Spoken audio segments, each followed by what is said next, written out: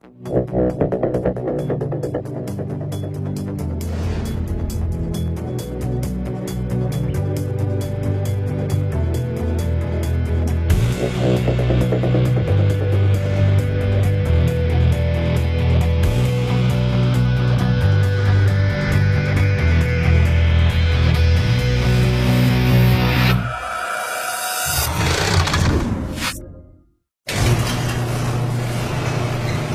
to the Garage Series from Houston, Texas, Kentucky, North America. My name is Jeremy Chapman. Hi, and I'm AppMan Richard DeZeriga. Right, good to see you here again, Richard. So today we've got a really special show in store. We're going to talk about all the new stuff that's in the Apps for Office model. Absolutely. We've done a lot of love to apps in the past. We've looked at Office apps, SharePoint apps. This is about what's new. Right, so all of this we're going to cover in the next 10 or 15 minutes. But before we get started, let's have a look at today's trivia question. Which of the following is not an app enhancement in SP1? Is it A, B, C, or D? So Richard, we've made a lot of changes in terms of the app model, because the cool thing with the app model itself, as with the rest of Office 365, is we can keep changing that.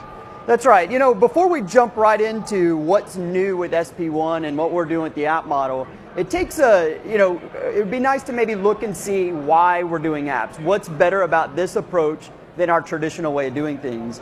So let's maybe look at this broken across maybe 3 different pillars. So I'm going to look at this across footprint, the discoverability of apps, and then the actual platform that you build these on.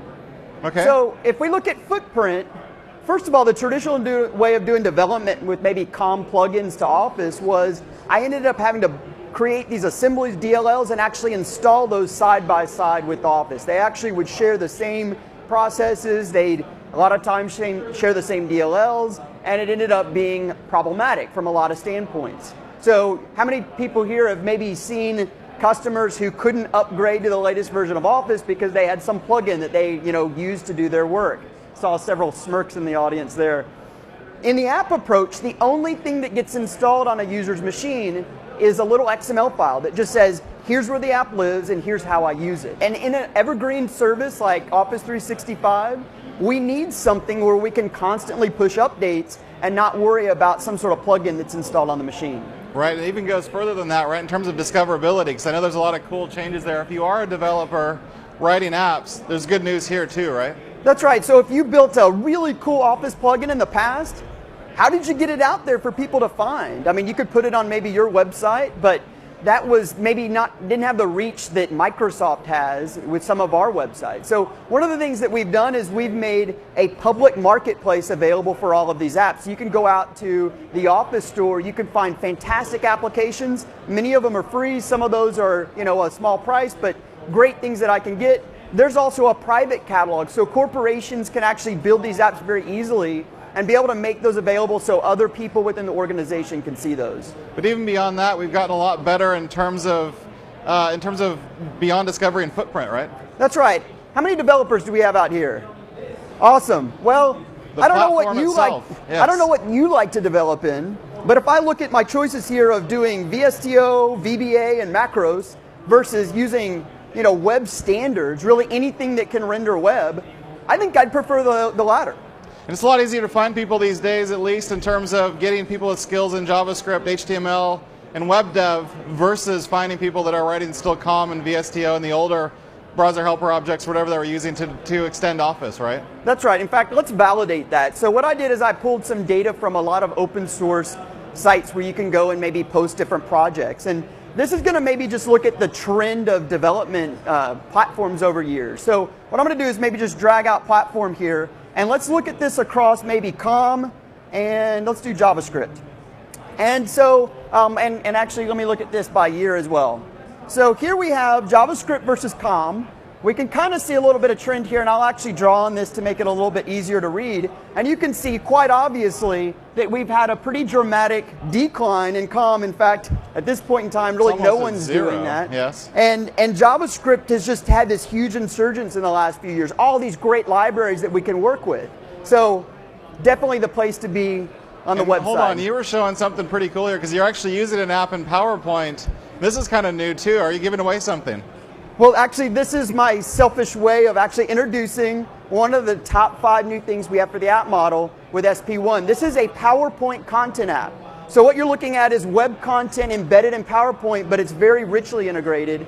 And it gives me the ability to have these really neat interactions and really elevate presentations. So this is one of the great things we're going to look at in our top 5 list. Right, so we're giving away one of the top 5, but as we're doing the top 5, why don't you go ahead and take a seat here. I'm going to drive the PPI and take us through the top 5 brand new features for Apps for Office.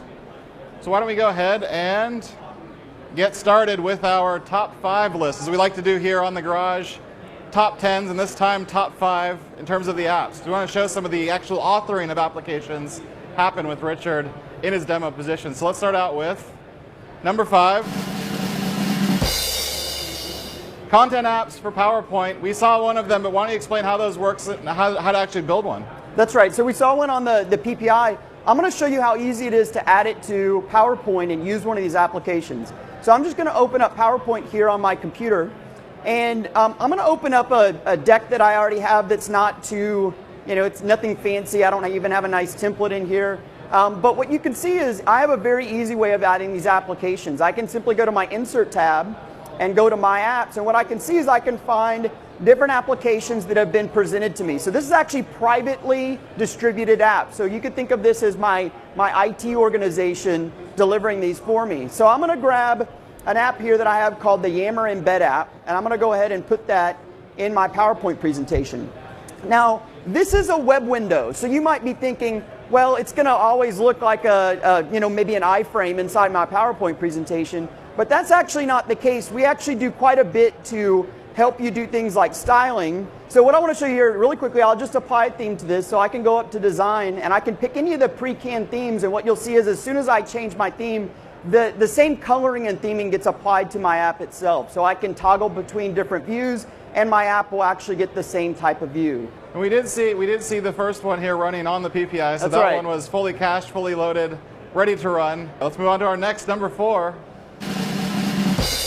Our number 4 is new Excel APIs for formatting. So take it away, Richard. That's right. So, Excel is one of those places that really, there's tons of plugins. Lots of people have Excel plugins. The problem is I couldn't do anything around formatting. So this is my normal experience that I'd have in an Excel plugin. I'd go launch, I'd launch Excel, my app would launch, and I could interact with the worksheet. So we'll go in here. This is a simple application that allows me to do some stock quote lookup. So we'll look up and see how Microsoft is doing today. And you can see that it was able to go insert that into our Excel app. Now, our Excel worksheet. In this case, it looks like Microsoft's a little bit down today. It would have been nice if I could actually color code that appropriately. So the great thing is we've extended the APIs that allow me to build these type of applications. You'll notice that I'm working in JavaScript here. That's, again, I can use any sort of web technology to build these. So what I'm going to do is simply uncomment 4 lines of code that is going to help me do my formatting, and we'll run our application again. Here I'm going to be able to now, again, tie into certain stock quotes, but hopefully we'll actually see some live formatting as well. So our app loads, we'll go ahead and enter in MSFT. Get a stock quote, you can see that it's actually color-coded at red, and I can add additional stocks. And for each one of those, it will go check and see how it's doing today, performing, and format accordingly. Right, so the net new aspect of this is the coloring that we're able to see there, because beyond just being able to put in the vanilla web services content for the Microsoft quote, or you've got ExxonMobil quote there, you can actually use conditional formatting. Part of Excel, part of it was introduced in 2010 as part of this API set. So let's go on to our next top 5 list, item number 3. Content apps for Access, one of my favorites as a former Access developer. Show us what's new in Access. Yeah, this is pretty cool. This is actually taking an Office app and putting it in Access. And Access, in a sense, is kind of an app in itself. So it's kind of like an app in an app. So let me show you this here. This is actually a really good out-of-the-box example of binding to data in Excel. And you might be wondering, well, why are you showing me in Excel? I thought this was Access. Right. The cool thing about this is showing one of the reasons why we're going with web standards and not making it so tied into one Office product. As I build this application, I'm going to be able to use it inside of something like Excel. So I'll just insert some sample data here, and you can see that it inserts it and then it binds it to a chart. Now as I add more data in here, I'll add Richard, and then I'll add Mike. And you can see that it and maybe give Richard a grade of 100, you can see that it automatically correlates that inside of that chart. The great thing is, with 0 code changes, without doing anything, I didn't have to do anything special. I can actually take this now and insert it into an Access app. So I'll go out to my SharePoint site here, and I've created a really quick little students Access app. And so this is similar to what we saw in terms of data in that Excel workbook. It's going to list me a bunch of students and their grades. And as I go through and I select the different students, I can see their picture, I can see their grade, but what I'd really like to see is how they stack rank across the entire class. So here's what's new with SP1. I can come up here and I can now add an app for Office inside of this Access app. So I'll go ahead and load this here, and what we'll see is one of my options is going to be that class rank app that we just created. So I'll go ahead and select this class rank or class rank chart app, and we'll see it immediately show up inside of our browser. So it'll show up down here at the bottom. Now we need to bind it to our table, but all that takes is a couple of quick clicks. So we'll do that here really quickly. I can identify what I want to show as the name, and I can identify what I want to show as the grade. And then when I say OK, it's going to go bind our chart against that. As I select different students, you can see it changes the color. I can resize this so I don't get those scroll bars. I can make it look like it's definitely a part of the page and have a great experience for our Excel Access users. All right, so even beyond that, we've got another one of our top 5 lists, number 2. Mail APIs for body and attachments, because I think you're going to have some messages to post about mail things in a minute at least. But let's see what you've got from a Mail API standpoint. That's right. So we introduced Mail Apps in 2013. It was a great way to really extend the mail experience. So what's great about Mail Apps is they were contextual. A user doesn't have to do anything to add the Mail app. It basically automatically looks at the mail and says, hey, this app is relevant to this piece of mail. So what you're seeing here is this is actually a great app that one of our independent software vendors built in our app model. So I have this Harmon IE app, and the reason it's being displayed here is because I have an attachment. So it's looking for attachments. And so when I launch this application, what it's going to do is give me the ability to go and maybe do something with it. So the app's going to load, it sees the attachment, and I can go specify that, you know what, maybe I want to go stick it out to my OneDrive site. Right. So I'm going to stick this out in my OneDrive for Business site. And you might say, well, couldn't you do like a site mailbox? Well, that doesn't really make sense for OneDrive sites because that would be 2 email addresses for every user.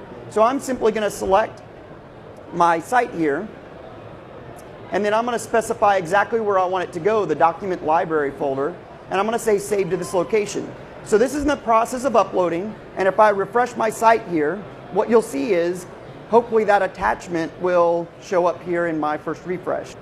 And the great thing about these mail apps, there it is right there, is that they can be consumed not only in a Windows machine in a browser, but also on a Mac and also in OA for iPad, the upcoming OA for Android, and also OA for iPhone. All of those are basically consuming OA HTML content at the core, so they can use these apps too. That's right. Really works cross-platform by being web-based. Right, so beyond this though, we have another treat for those of you. Anybody use email out there? Just 1 or 2 people. All right, everybody else is using Yammer, I suppose. Number 1,